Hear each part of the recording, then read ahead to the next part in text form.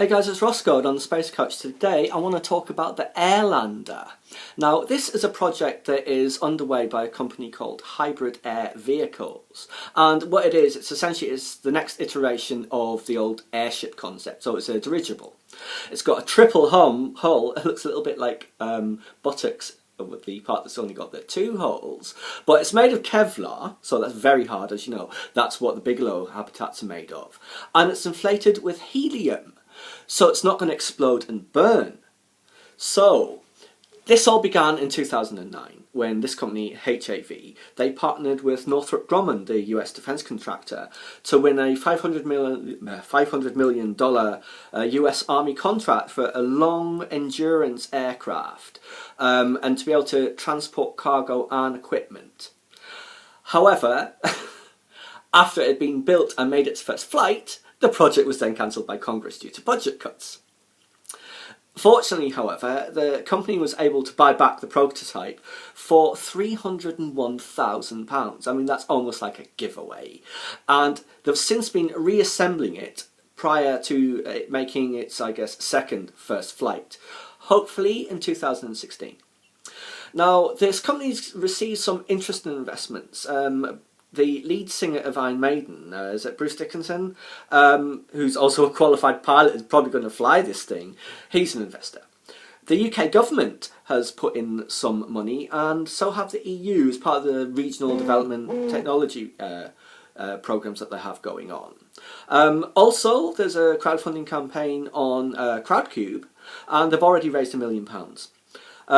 There's several versions of this craft proposed. There's the Airlander 10, which is the prototype that they have, which means it can carry 10 tons of cargo. The Airlander 50 tons of cargo, obviously much bigger.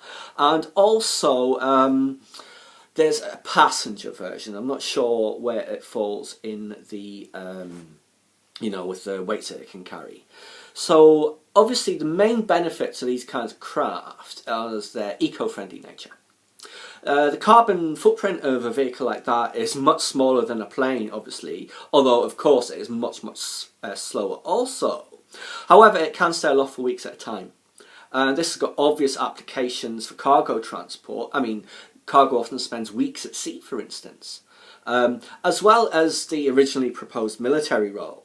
However, I think it's the passenger applications that could be most interesting for that. Now, okay, no one's going to want to take 2 weeks to fly from London to New York, although there would be some, like there are some people who prefer to take an ocean liner between Europe and North America.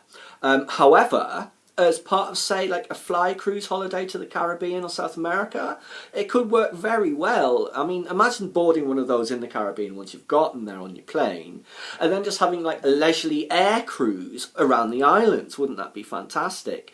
Or like some like week-long, I don't know, safari floating over the African savannah or, say, the Amazonian rainforest. That could be very popular. The Mediterranean coast even, I think I, myself included, would be very interested in something like that.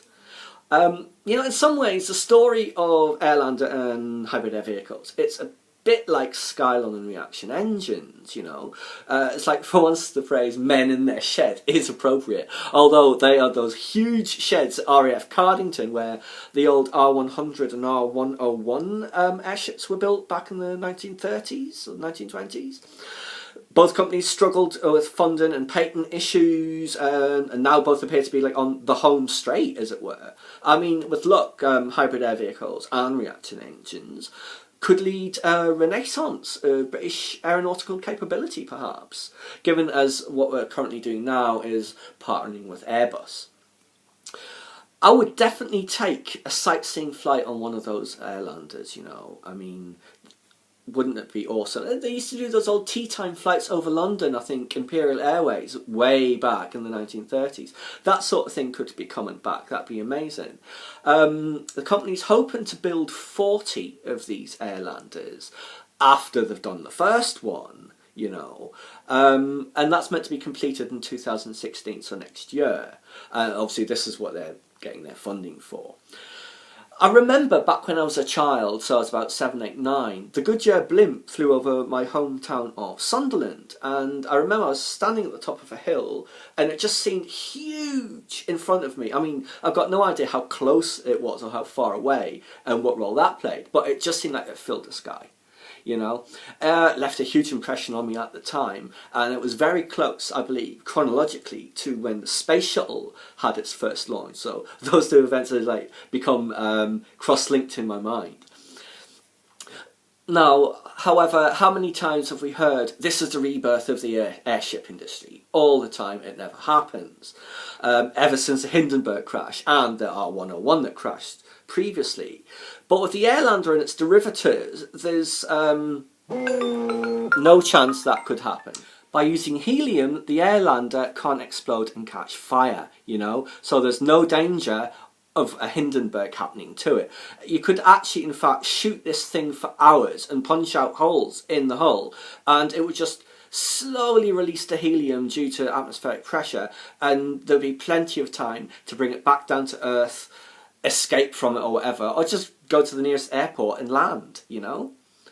I mean, it's made out of Kevlar after all, and it wouldn't do much good to have a plane like that in, say, Afghanistan where it was intended if it can't repel machine gun fire. That was its original role after all. Anyway, as they say, 2016 for the first flight.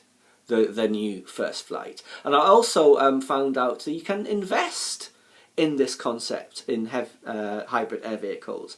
I believe you can invest, say, between £100 and I think it's £10,000, something like that. And that is an actual share in that company, although it's not very liquid, you can't really trade it.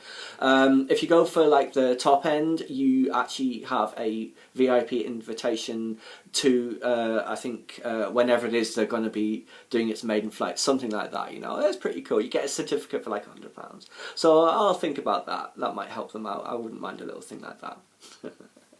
So anyway guys, that's just what's happening with Airlander and hybrid air vehicles. Another one of these interesting little companies that are very much under the radar but could just spring from nowhere.